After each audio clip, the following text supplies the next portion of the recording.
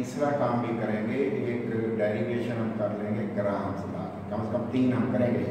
जो फोर्थ वाला हम कर चुके हैं, आपको याद है, और कौन से वाला वाला। तो पहले इसके लिए मुझे क्या क्या आना चाहिए, ये 3 बातें अगर मुझे आ जाए ना तो बेटे मैं ये सारा काम कर लूँगा। कौन सा, अगर मेरे जहन में भी हो, लिखना लाजमी नहीं है, ये तो मैं वैसे लिख रहा हूँ आपको समझाने के लिए। पहली बात ये है कि मुझे ये पता हो कि जब चार्ल्स लॉ की बात मैं करता हूँ तो कांस्टेंट कौन कौन होता है, उस वक्त पी भी कांस्टेंट होता है और मोल्स या मैस और गैस भी कांस्टेंट होती है। तो ये याद रखना। दूसरे नंबर पे जब ये बात मुझे पता हो तो फिर बेटे मुझे ये भी पता होना चाहिए कि V/T का रेशियो जो निकलती है वो भी कांस्टेंट होती है, ये भी मुझे पता हो।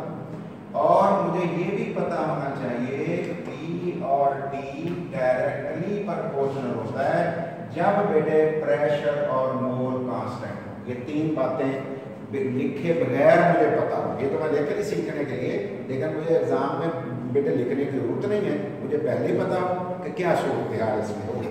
ये 3 बातें मुझे जब याद थी, फिर मैंने क्या स्टार्ट किया, मैं कह रहा हूँ जी काइनेटिक मॉलिक्यूलर थ्योरी का एक कंसेप्ट है। वो क्या कंसेप्ट है, उसका पास्टुलेट है। वो पास्टुलेट ये है कि kinetic energy of gas molecules is directly proportional to absolute temperature, और टेम्परेचर के डायरेक्टली प्रोपोर्शनल है। ये कौन कह रहा है, ये बेटे काइनेटिक मॉलिक्यूलर थ्योरी जो हमने पढ़ी थी वो बता रहे हैं। अब बेटे काइनेटिक एनर्जी की क्या वैल्यू है, बेटे काइनेटिक एनर्जी की वैल्यू है 1/2 mNc² bar is directly proportional to T। ये दूसरी बात हो गई बेटे, half mNc² bar is directly proportional to T। ये है क्या असल में, ये 1/2 mv² ही है, लेकिन ये मीन स्क्वायर वेलोसिटी है, ये नंबर ऑफ मॉलिक्यूल है, मैस ऑफ मॉलिक्यूल है, तो मैस हाफ mv² आप पढ़ते रहे। अब बेटे इसको दोबारा मैं लिख रहा हूँ 1/2 इज ई, और बेटे mNc² bar is equal to kT, और ये मेरे पास बेटे प्रोपोर्शनैलिटी कांस्टेंट मैंने लगा दिया और kT के बराबर आ गया।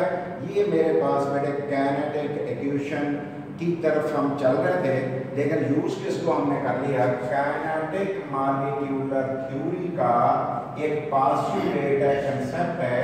आपने याद तो कर लिया होगा, इसलिए मुझे उस स्टेटमेंट देने की जरूरत नहीं है। पास्टुलेट आपने ये काम कर लिया, पहला काम मुकम्मल हो गया बेटे। अब आगे चलते हैं। दूसरे नंबर पे हमने क्या किया, काइनेटिक इक्वेशन के बारे में सोचा। काइनेटिक इक्वेशन आरजे क्लासियस ने डिराइव की थी और हमने ज़बानी याद की हुई है बेटे। वो क्या है, वो कहते हैं PV is equal to 1/3 mNc² bar. ये हमारे पास काइनेटिक इक्वेशन आ गई बेटे। अब हम क्या कर रहे हैं, जरा तवज्जो करेंगे, गौर करेंगे।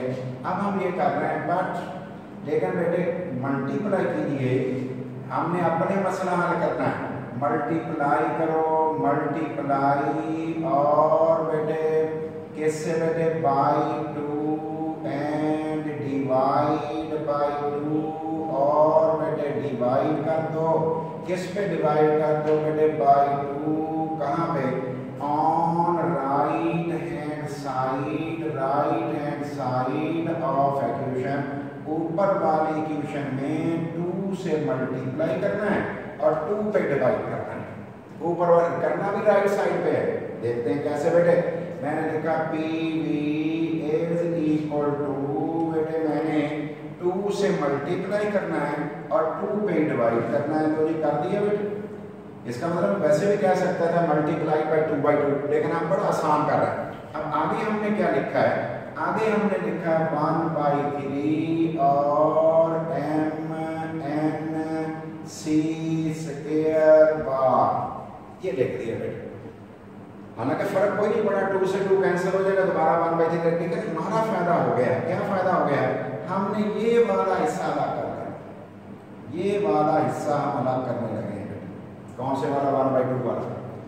2/3 वाला हमारा करने लगे हैं बेटे। लिख दिया PV इज इक्वल टू क्या बना बेटे, ये लिखा 2/3। कौन सा 2/3 बेटे, ये नजर आ रहा है 2/3 इनटू बेटे 1/2। कहाँ है 1/2? 1/2 और बेटे mc² बार। ठीक है बेटे। अब मुझे बताओ बेटे, ये वाली जो चीज है ये किसका जवाब है? ये वाला जवाब किसका है बेटे? इसका। और ये और इसमें क्या फर्क है? देखो जरा, इसमें और उसमें क्या फर्क है? कुछ भी नहीं। वैल्यू पुट करो बेटे। Putting the value value put कर दो द वैल्यू ऑफ बेटे E के काइनेटिक एनर्जी। ठीक है बेटे। इन अबाउट एक्सप्रेशन, जो ऊपर वाला एक्सप्रेशन हमारे पास आ गया, वहां पे हम वैल्यू को पुट कर दें, वही है हमारे पास ये चीज आ जाएगी। जवाब क्या आ गया? PV is equal to 2/3 kg। हम यहां तक पहुंच गए बेटे। अब कौन सा लॉ पढ़ रहे थे? Charles law. चार्ल्स लॉ में कांस्टेंट कौन कौन है? वो बेटे है PV और मोल भी। और बेटे K पहले कांस्टेंट होता है। इसका कांस्टेंट एक तरफ ले लो, बदलने वाले दूसरी तरफ ले लो। क्या करें बेटे? Rearranging,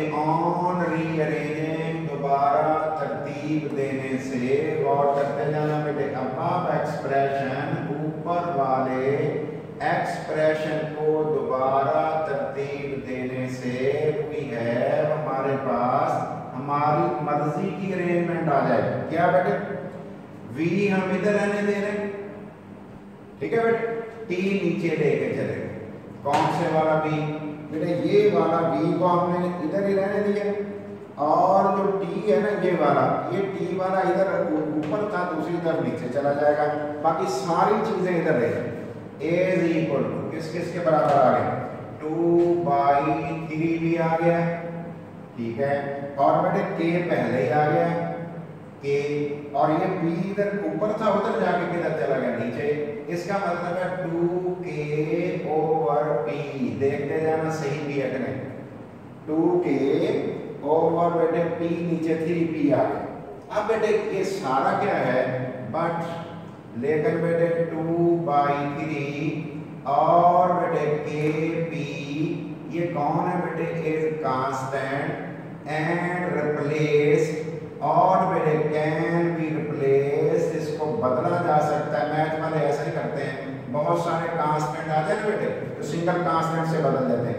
by a single constant, इसे एक सिंगल कांस्टेंट से बदल सकते हैं। कौन सा सिंगल कांस्टेंट हम ले ले बेटे? 2K/3P की जगह पे हम बेटे K' लगा लें। और ये K' कहाँ ले लें? ये K' हम इसकी जगह ले लें बेटे। हमारे पास आंसर कौन सा आ गया? V/T is equal to K'। ठीक है बेटे। जवाब हमारा आ गया। इसका मतलब है V और T की रेशो किसके इक्वल आ गई? एक कांस्टेंट के बराबर आ गई। कांस्टेंट के बराबर आ गई। अगर इसको रीअरेंज कर दिया जाए तो ये बनता है V, K' और T। तो बेटे अगर मैं कांस्टेंट खत्म कर दूं तो जवाब आ जाएगा ये। इसका मतलब है बेटे volume of given mass of gas is directly proportional to absolute temperature, hence right. इसका मतलब है hence the Charles law is derived. हमने बेटे चार्ल्स लॉ जो है वो ड्राइव कर दी। इज डिराइव्ड हमने, क्योंकि 2 मार्क्स का होता है बाज़ दफ़ा, तो हमने डिराइव कर दिया। और जरूरी नहीं होता फिक्र लेकिन ये सेंटेंस भी नहीं बच्चे बीच में लिखते बाज़ दफ़ा। तो ये पहला जवाब हमारा मेरे आगे चलते हैं। एवोगैड्रोस लॉ की बात हम करने लगे हैं। तो देखते हैं बेटे एवोगैड्रोस लॉ जो है उसको हम किस तरीके से हल करेंगे और किस तरीके से इसकी हम बातें करेंगे। गौर करना है बेटे और सारी बात आपने समझ लेनी है। एवोगैड्रोस लॉ कैसे डिराइव होगा बेटे? पहले तो आपको ये पता होना चाहिए कि एवोगैड्रोस लॉ होता क्या है। बेटे 3 बातें आपके जहन में होनी चाहिए। पहली बात तो ये होनी चाहिए कि इसके लिए आपको P और T कांस्टेंट होगा। P और T कौन होगा बेटे? कांस्टेंट होना चाहिए। गिवन मैस गैस का लेना है। दूसरे नंबर पे क्या होना चाहिए? पहला तो मसला ये हो गया। दूसरे नंबर पे क्या होनी है? गैसेस डिफरेंट होनी चाहिए। कम से कम दो गैसों का मुकाबला आप करोगे तो तब समझ आएगी ना बेटे।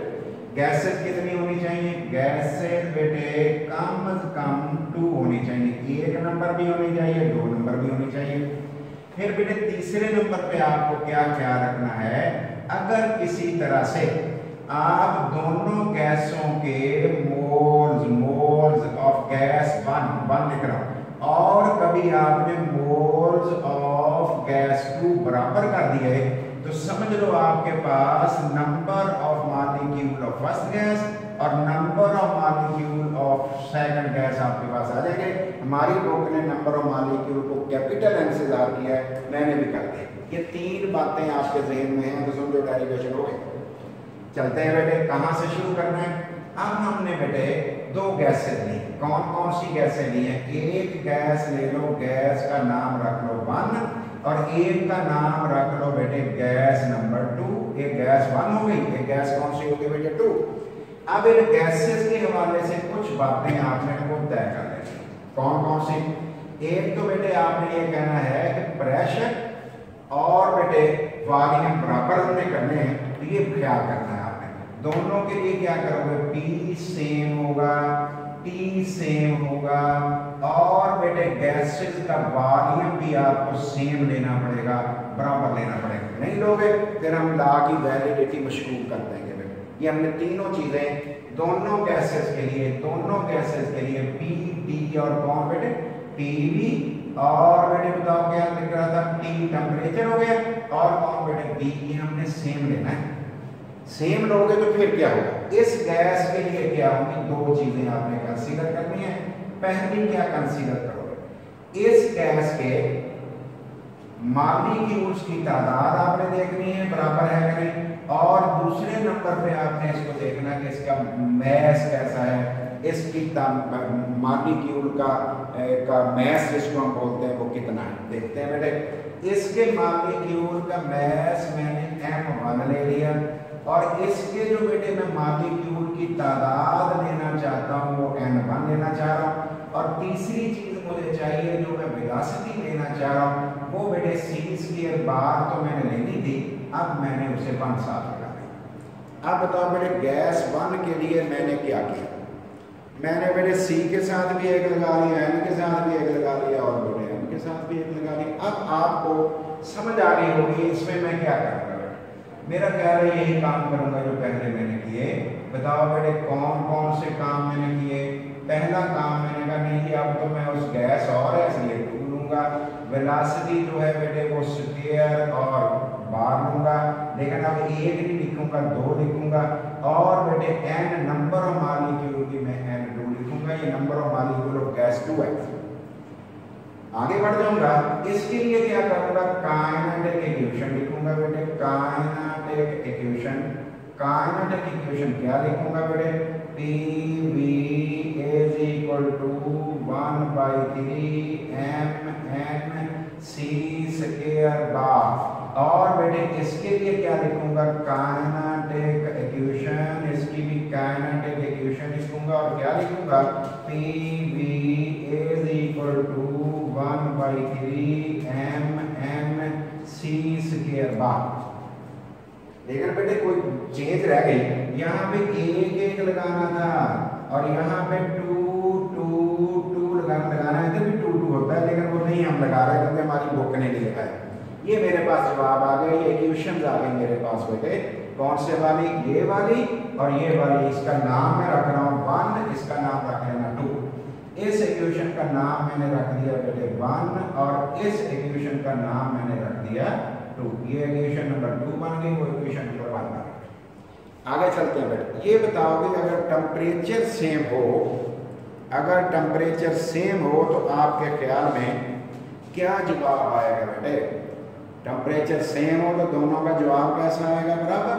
सेम टेम्परेचर पे लेके आते हैं बेटे। एट सेम टेम्परेचर अगर सेम टेम्परेचर हो, एट सेम टेम्परेचर, अगर सेम टेम्परेचर हो और बेटे सेम टेम्परेचर भी है, प्रेशर भी है, सेम टेम्परेचर भी है और प्रेशर भी है, तो फिर क्या हमारे पास जवाब बेटे आएगा, हमारे पास जवाब ये है, देखना बेटे ये पीवी इस पीवी के बराबर है, वैसे तो आएगा P1 V1 = P2 V2। अब देखते हैं बेटे क्या सूरत हाल है, सेम टेम्परेचर प्रेशर की बातें कर रहे हैं। ये मैंने लिखा 1/3 m1 n1 c1 square bar is equal to 1/3 m2 n2 c2 square bar, क्योंकि पीवी बराबर है पीवी के। बेटे ये बताओ इस 1/3 से ये 1/3 कैंसल, आंसर आ जाएगा m1 n1 c1 square is equal to m2 n2 c2 square bar. Equation number बेटे मैंने इसका नाम रख लेता हूँ, चलो 3 रख लेते हैं, इसका नाम हमने 3 इक्वेशन नंबर 3 रख लिया। ठीक है बेटे, अब आगे बढ़ते हैं। At same temperature and pressure की बात हमने कर ली, एट सेम टेम्परेचर, अगर टेम्परेचर सेम रहे, the average kinetic energy, the average औसत अगर हो तो फिर मॉलिक्यूलों की तादाद खत्म हो जाती है, उसका कोई ताल्लुक नहीं रहता। एवरेज काइनेटिक एनर्जी, औसत काइनेटिक एनर्जी जो होती है ऑफ गैस मॉलिक्यूल्स की is directly proportional to absolute temperature, is directly proportional to, वो directly proportional हो जाएगी, किसके directly proportional हो जाएगी, to absolute temperature। चलो मैं absolute नहीं लिखता, मैं simple temperature लिख देता हूँ। ये काइनेटिक मॉलिक्यूलर थ्योरी में बताती है। इसका मतलब ये हुआ कि अगर गैस 1 मेरे पास होगी, इसकी काइनेटिक एनर्जी किसके बराबर हो जाएगी, वो बेटे गैस 2 जो मेरे पास होगी उसकी काइनेटिक एनर्जी के बराबर हो जाएगी। गैस 1 गैस 2 दोनों काइनेटिक एनर्जी बराबर हो जाएंगे। ये पाओ बेटे कौन सी काइनेटिक एनर्जी होगी, 1/2 m n नहीं आप लिख रहे, c स्क्वायर बार 1/2 mc स्क्वायर बार। बेटे ये बताओ ये मैं एक नंबर क्यों लगाया और इधर 2 नंबर क्यों लगाया, देख लिया बेटे। अब 1/2 से 1/2 कैंसर, मेरे पास जो जवाब आ गया वो आया बेटे m1 c1 square bar is equal to m2 c2 square bar. Equation number मैंने इसका नंबर 4 दे दिया। अब क्या ले लिया बेटे 4। अब देखते हैं बेटे डिवाइडिंग, अगर आप डिवाइड कर दो, डिवाइडिंग अगर आप डिवाइड कर दो, डिवाइडिंग इक्वेशन 3 को बाई 4 से वी हैव हमारे पास ये चीज आ जाए। बेटे 3 बताओ क्या था, m1 n1 c1 स्क्वायर बार, और ये कौन था m2 n2 c2 स्क्वायर बार।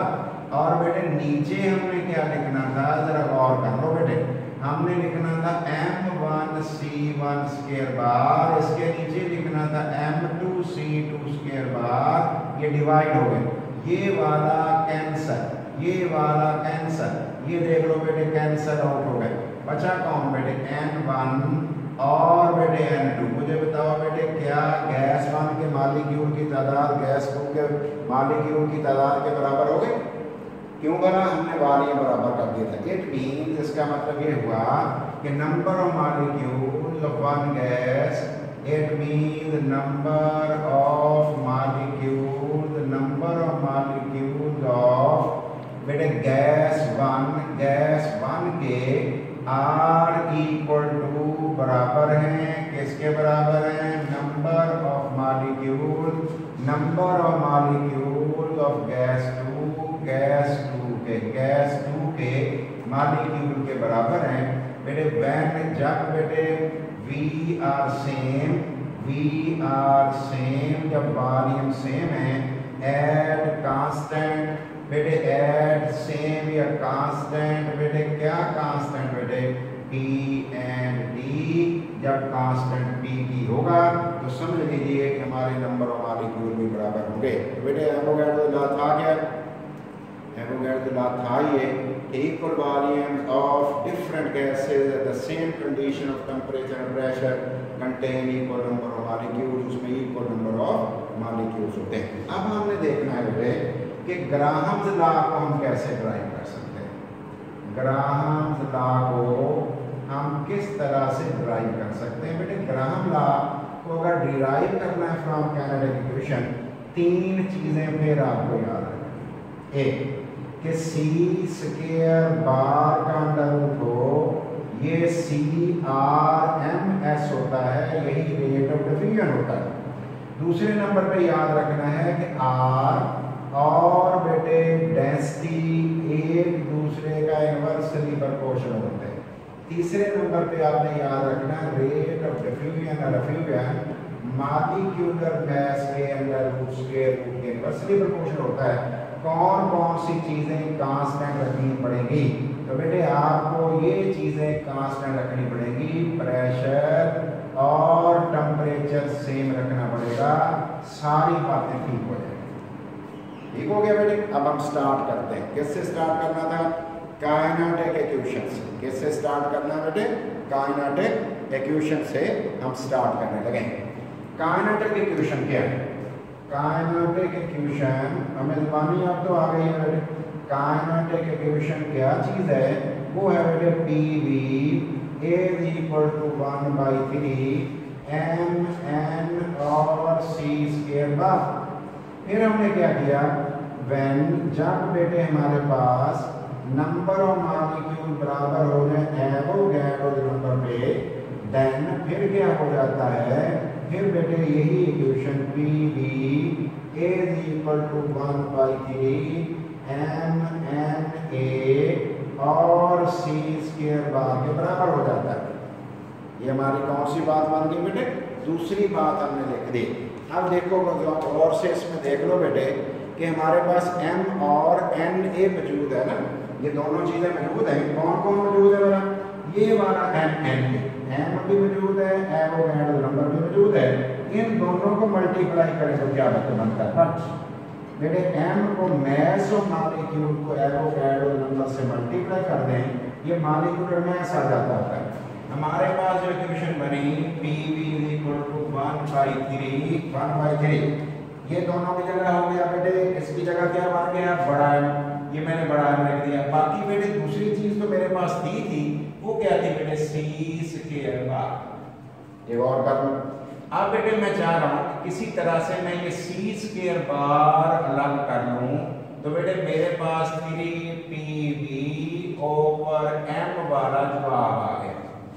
m वाला जवाब आ गया। ये जवाब मेरे पास बेटे आया हुआ है। कौन से वाला बड़ा? कि 3PV ओवर m वाला जवाब। बेटे जरा गौर करो, अगर इसको मैं छोटा थोड़ा सा रीअरेंज कर लूं तो क्या वो रीअरेंजमेंट के बाद मेरे पास कोई चेंजेस आ सकती हैं? वो देखते हैं क्या चेंजेस आएंगे, क्या तरीकाकार होगा, उस पर गौर कर लेंगे बेटे। अभी ये देखो बेटे, इसका मैं दोनों तरफ का स्क्वायर रूट ले रहा हूँ। c बार इसका अंडर रूट ले लिया, यकीनन मैं 3PV ओवर m का अंडर रूट भी लूंगा। ये मैंने अंडर रूट ले लिया, दोनों तरफ लेना पड़ता है। लेकिन बेटे c square bar under root असल में c root mean square velocity होती है, ये तो रेट ऑफ डिफ्यूजन भी होता है। इसका मतलब है मेरा फार्मूला बना R is equal to 3PV over m और बेटे अंडर रूट। अब मुझे बताना है आपने कि बेटे ये वाला जो b है, b ऊपर पड़ा हुआ है, मैं इसको नीचे ले जाना चाह रहा हूं। क्या कर रहा हूं जरा देखना बेटे। R is equal to 3P divided by m तो है ही है, m के नीचे मैं b ले गया हूं खुद ही पकड़ के। बताओ अगर मैं दोबारा इसे ओपन करूंगा तो बेटे b दोबारा कहां आ जाएगा? ऊपर चला जाएगा। आगे देखना बेटे बट लेकिन मुझे पता है कि m को मास इन ग्राम है ना, मोलर मास, ओवर v का मतलब तो d होता है। इसका मतलब है rate is equal to 3p over d under root. क्या बेटे ग्राहम लॉ के लिए एट कांस्टेंट टी और पी के लिए कांस्टेंट प्रेशर पे क्या हो जाता है? फिर बेटे हमारा फार्मूला बना R इज इनवर्सली प्रोपोर्शनल टू D और हमने अंडर रूट किसका लेना होता है? D का ले लो, पूरे का ले लो, आपकी मर्जी है, फर्क तो कोई नहीं पड़ेगा। आप पूरे का ले लो बेशक। तो ये क्या बना बेटे हमारे पास? ये जवाब मेरे पास आ गया है, जरा देख लेना ये जवाब, ये आंसर क्या है? ये आंसर आ गया। क्या ये वाला जो आंसर आया है क्या ग्राहम लॉ में ऐसे था बेटे? क्या ग्राहम लॉ में इसी तरह ही था? ये ड्राइव हो गया। देख लो R और D कहाँ है? Inversely proportional. R और D आपस में कौन है बेटे? Inversely proportional.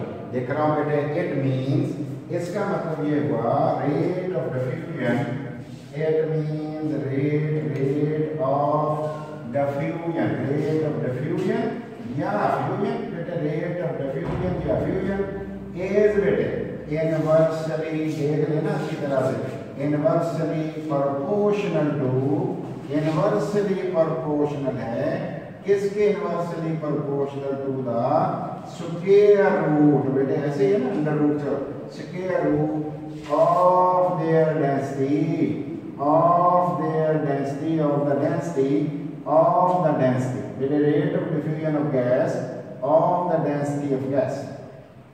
ठीक है बेटे, डेंसिटी ऑफ गैस, गैस की डेंसिटी के inversely proportional, hence the Graham law is derived. हमने ग्राहम लॉ को भी डिराइव कर दिया। ये लेकिन बेटे जब तक करोगे नहीं ना आएगा नहीं, खुद करना।